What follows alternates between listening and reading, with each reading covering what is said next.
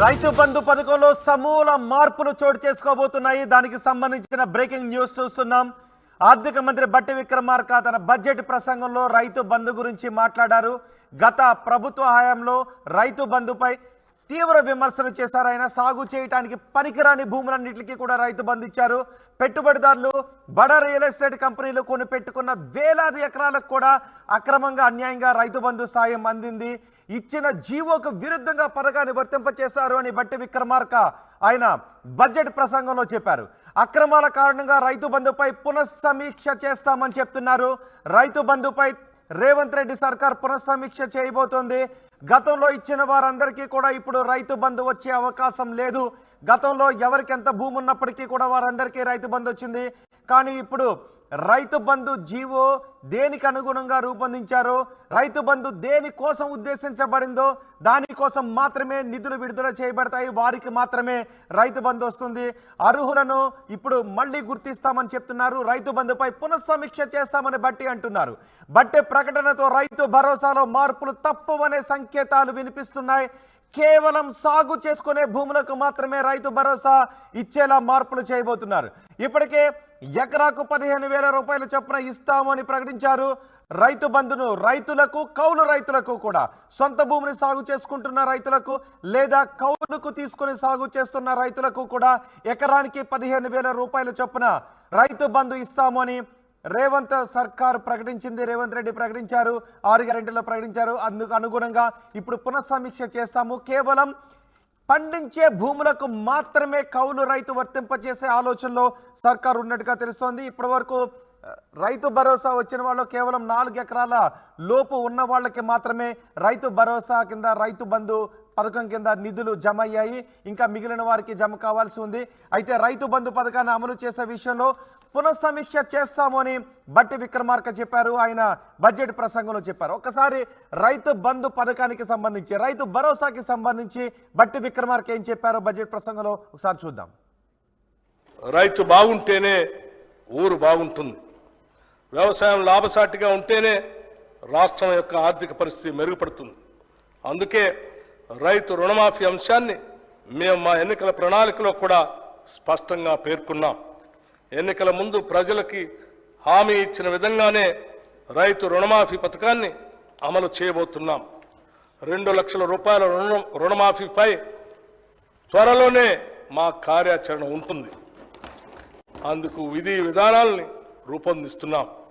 ప్రతి పంటకు మద్దతు ధర ఇస్తాం. ఈ సందర్భంలో మేము రైతు బంధు పథకం గురించి ఒక విషయం ఈ గౌరవ సభ ముందు ఉంచదలుచుకున్నాం. రైతు బంధు యొక్క ముఖ్య ఉద్దేశం రైతుకు పెట్టుబడి సాయం అందించడమేనని గత ప్రభుత్వం ఈ పథకాన్ని ప్రారంభించింది. రైతుకు సాయం అందించడం అనేది ప్రశంసించదగిన విషయమే అయినా ఈ పథకం పేరుతో అసలు రైతుల కన్నా పెట్టుబడిదారులు మరియు అనర్హులే ఎక్కువ లాభం పొందారని చెప్పడానికి ఎంతో చింతిస్తున్నాం. సాగు చేయటానికి పనికిరాని కొండలు, గుట్టలు, ఆఖరికి రోడ్లు ఉన్న స్థలానికి కూడా రైతు బంధు సాయం ఇచ్చారు. పెట్టుబడిదారులు బడా రియల్ ఎస్టేట్ కంపెనీలు కొనిపెట్టుకున్న వేలాది ఎకరాలకు కూడా రైతు బంధు సాయం అందింది. ఇది అక్రమం. ఇచ్చిన జీవోకి విరుద్ధంగా పథకాన్ని వర్తింపచేయటం అనేది గత ప్రభుత్వానికే సాధ్యమైంది. జరిగిన ఈ అక్రమాల కారణంగా మేము రైతు బంధు నిబంధనలను పునఃసమీక్ష చేసి నిజమైన అర్హులకి రైతు భరోసా కింద ఎకరానికి 15,000 రూపాయలు అందించేందుకు కృతనిశ్చయంతో ఉన్నాం. గతంలో భిన్నంగా రైతు బంధును పునఃసమీక్షించబోతున్నామని ఆర్థిక మంత్రి బట్టి విక్రమార్క చాలా స్పష్టంగా చెప్పారు. రైతు బంధులో అక్రమాలు జరిగాయని చెప్పారు. అనర్హులకు, కౌలు పండించడానికి పనికిరాని భూములకు రైతు బంధు ఇచ్చారు కాబట్టి వాటిని పునఃసమీక్షిస్తామని బట్టి విక్రమార్క చెప్పారు. ఒకసారి మా ప్రతినిధి శ్రీధర్తో మాట్లాడదాం. శ్రీధర్, బట్టి విక్రమార్క చెప్పిన విషయాన్ని బట్టి రైతు బంధులో సమూల మార్పులు చోటు చేసుకోబోతున్నాయి. కేవలం పండించే వారికి మాత్రమే ఇప్పుడు రైతు బంధు అందుతుంది అని అనుకోవాలా? సో విధి విధానాలు ఎప్పట్లో వచ్చే అవకాశం ఉంది? యారో డెఫినెట్గా రైతు బంధులో ఒకవైపు సమూల మార్పులు ఉంటాయని చెప్పి కూడా బట్టి విక్రమార్క అటు అసెంబ్లీ వేదిక స్పష్టం చేశారు. ఈరోజు ప్రవేశపెట్టినటువంటి బడ్జెట్ ప్రవేశపెట్టిన కారణం కూడా ఒకవైపు బట్టి విక్రమార్క మాట్లాడుతూ ఈ సందర్భంగా రైతు బంధులో సమూల మార్పులు తీసుకురావాల్సినటువంటి అవసరం ఉంది. ఎందుకంటే కాంగ్రెస్ ఇచ్చినటువంటి 6 గ్యారంటీల్లో రైతు బంధుకు సంబంధించి కూడా రైతు భరోసా పేరుతో కూడా హామీ ఇచ్చాం కాబట్టి దానికి సంబంధించి కూడా ఖచ్చితంగా కారణంలో సమూల మార్పులు తీసుకొస్తాం, దానికి సంబంధించినటువంటి విధి విధానాలను తొందరలో కూడా ప్రకటిస్తామని చెప్పి కూడా బట్టి విక్రమార్క చెప్తూనే మరోవైపు గత ప్రభుత్వం రైతు బంధు ఏ విధంగా ఇచ్చిందన్న దానిపై ఆరోపణలు కూడా చేశారు. గత ప్రభుత్వం ఒకవైపు పట్టించుకోకుండా భూమి అంటే రైతు బంధు ప్రధానంగా తీసుకొచ్చింది, ఒకవైపు కూడా ఎవరైతే వ్యవసాయం చేస్తుంటారో వారికి పెట్టుబడి సాయంగా కూడా రైతు బంధు పథకాన్ని తీసుకొచ్చినాం కాబట్టి అటువంటి ఏవి విధి విధానాలు పాటించకుండా ఏదైతే సాగులేని భూమి వెంచాలు ఉన్నటువంటి పొలాలు ఉన్నాయో పెట్టుబడిదారులు చాలా కొన్ని వందల ఎకరాలు కొని ఇడుస్తుంటారు, వాళ్ళకి సంబంధించి కూడా ఎకరాకు 10,000 చొప్పున గత ప్రభుత్వం ఇచ్చింది. పెట్టుబడిదారులకే ఎక్కువ లాభం చేకూరింది. అసలు రైతుకు కూడా రైతు బంధు అనేది కూడా గతంలో ఇచ్చినటువంటి ప్రభుత్వంలో ఒకవైపు కూడా సహాయం అందినట్టే అందని ద్రాక్షలా మిగిలింది అన్నట్టు కూడా అటు బట్టి విక్రమార్క మాట్లాడి ప్రస్తుతం తమకు సంబంధించి రైతు భరోసా కింద రైతు బంధు పేరుతో ఏదైతే ఇస్తున్నారో దానికి సంబంధించి 15,000 రూపాయలు ఏదైతే ఇస్తామో దానికి సంబంధించి ఖచ్చితంగా ఇందులో సమూల మార్పులు తీసుకొస్తాం, వాటికి సంబంధించి ప్రక్షాళన చేస్తాం, ఆ విధి విధానాలు తొందరలోనే ఖరారు చేస్తామన్నారు.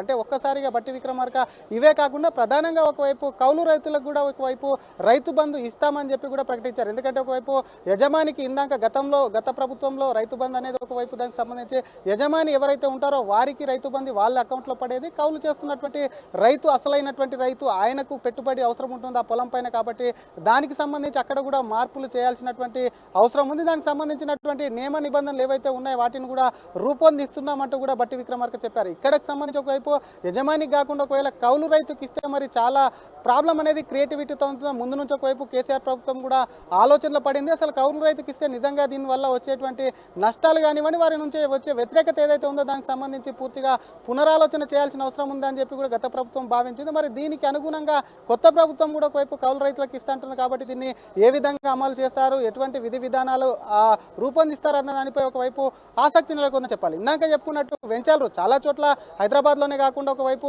సెకండ్ టౌన్ విలేజ్ టౌన్లలో కూడా ఒకవైపు కూడా ప్రస్తుతం వెంచర్లు కూడా వేస్తున్నటువంటి పరిస్థితి ఉంది. వాటికి కూడా ఒకవైపు రైతు బంధు తీసుకుంటే అక్కడ ఎటువంటి పంట వేయకపోయినప్పటికీ అటువంటి భూములకు కూడా రైతు బంధు వస్తుంది. అలాగే చాలా చోట్ల కూడా బీడు భూములు ఉంటాయి, కొంత ఫారెస్ట్ ఏరియా లాగా ఉండొచ్చు, మరి కొంత దగ్గర బీడు భూములు ఉంటారు. చాలా మంది కూడా ఫారెన్ లేకపోతే బడాబాబులు పొలాలు కొని వదిలేస్తుంటారు కాబట్టి అటువంటి వాటికి కూడా వందల వేల ఎకరాలకు కూడా ఒకవైపు రైతు బంధు సహాయం అందుతుంది. కాబట్టి వాటికి సంబంధించి గత ప్రభుత్వం ఒకవైపు ఎకరాలను కుదించినప్పటికే ఇంత మేర అని చెప్పి కూడా దానికి ఒక లిమిట్ పెట్టినప్పటికీ కూడా వారికి కూడా సాయం అందుతుంది. కాబట్టి వాటన్నిటిని కట్ చేస్తే ఎంతో కొంత ఆదాయం కూడా ఒకవైపు రాష్ట్ర ఖజానాకు మిగులుతుంది.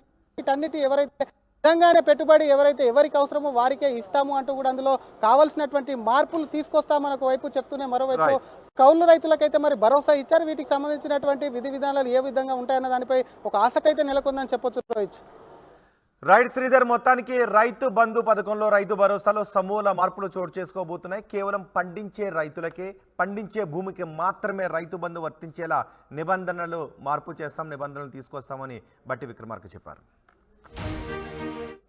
బాగుంటేనే ఊరు బాగుంటుంది, వ్యవసాయం లాభసాటిగా ఉంటేనే రాష్ట్రం యొక్క ఆర్థిక పరిస్థితి మెరుగుపడుతుంది. అందుకే రైతు రుణమాఫీ అంశాన్ని మేము మా ఎన్నికల ప్రణాళికలో కూడా స్పష్టంగా పేర్కొన్నాం. ఎన్నికల ముందు ప్రజలకి హామీ ఇచ్చిన విధంగానే రైతు రుణమాఫీ పథకాన్ని అమలు చేయబోతున్నాం. 2 లక్షల రూపాయల రుణమాఫీపై త్వరలోనే మా కార్యాచరణ ఉంటుంది. అందుకు విధి విధానాలని రూపొందిస్తున్నాం. ప్రతి పంటకు మద్దతు ధర ఇస్తాం. ఈ సందర్భంలో మేము రైతు బంధు పథకం గురించి ఒక విషయం ఈ గౌరవ సభ ముందు ఉంచదలుచుకున్నాం. రైతు బంధు యొక్క ముఖ్య ఉద్దేశం రైతుకు పెట్టుబడి సాయం అందించడమేనని గత ప్రభుత్వం ఈ పథకాన్ని ప్రారంభించింది.